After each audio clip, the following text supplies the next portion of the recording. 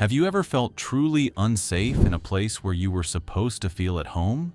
I did, and to this day, I still wonder what became of the boy who made my life a living nightmare.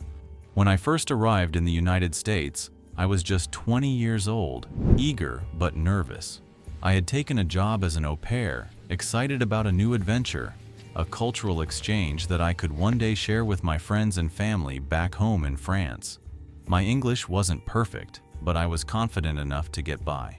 I was matched with the Joseph family in an upper-middle-class neighborhood, a quiet, picturesque place with beautiful houses, well-kept lawns, and wide streets. It was the kind of place where nothing bad was supposed to happen. When I arrived, I remember feeling relieved. This would be an easy year, I thought. But I was wrong. The Josephs had two sons, Brock, 12, and Brandon, 9. Brock was a typical preteen, sometimes lazy, sometimes rude, but nothing out of the ordinary. Brandon, however, was different. From the moment I met him, something felt off. He just stood there, staring at me, unblinking. Not in a shy or curious way, but as if he was studying me. After a few long seconds, he smiled and asked, "Are you the maid?" I laughed awkwardly and explained that I was there to help care for him and his brother. He didn't laugh with me, he just kept watching.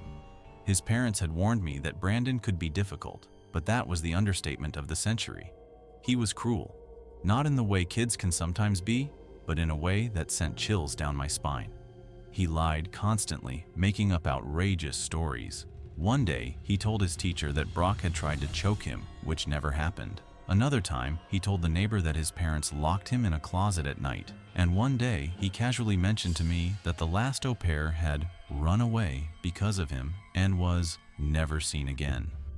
I tried to discipline him, but he would only narrow his eyes and say, "Don't tell me what to do." Then, things took a darker turn. About 2 months in, I pulled back my bed sheets one night and froze. My mattress was covered in thumbtacks, all pointing upwards. Dozens, maybe 100, sharp points waiting for me to lie down. The mattress cover was riddled with tiny punctures. My heart pounded as I realized just how close I had come to being seriously hurt. That same day, I had caught Brandon watching me through a crack in the door while I was folding laundry. I had thought nothing of it at the time. Now, I wasn't so sure. I didn't tell his parents. I was afraid they would send me back to France. So, I cleaned up the mess and tried to move on. But Brandon's behavior only became more unsettling. He started following me around the house, silently watching me from doorways. I'd be reading or cooking, look up, and there he'd be, sitting across the room, staring, never blinking.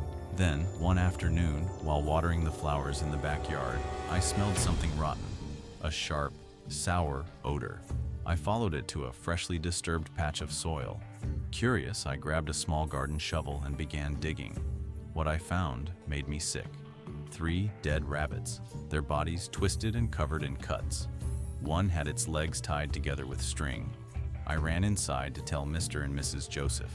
At first, they seemed concerned, but when they called Brandon over and asked if he knew anything about it, he gave them an innocent look and simply said, "It wasn't me."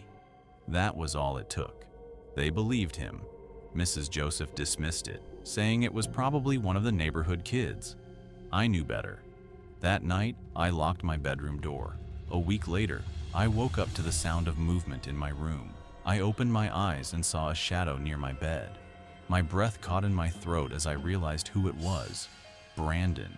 He was standing there, motionless, holding something in his hands. A kitchen knife. I screamed. By the time his parents rushed in, Brandon had quickly shoved the knife under my bed. He told them he had been sleepwalking. Mrs. Joseph looked at me as if I was making a fuss over nothing.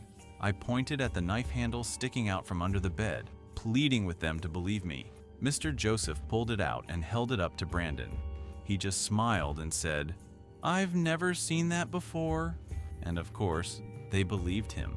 The next morning, Mrs. Joseph called me into the living room. She was holding a pearl necklace and my purse in her hands. She claimed to have found the necklace inside my bag. I was completely confused. I had never seen it before. I begged her to believe me, but she had already made up her mind. Behind her, Brandon stood in the hallway, smiling to himself. I knew he had planted it, but there was nothing I could say that would change their minds. They fired me on the spot. I flew back to France the next day, devastated. For months, I was lost in depression, believing I had thrown away my one chance to live in the US. But life has a way of surprising us. Years later, I found my way back and have since built a happy, fulfilling life here.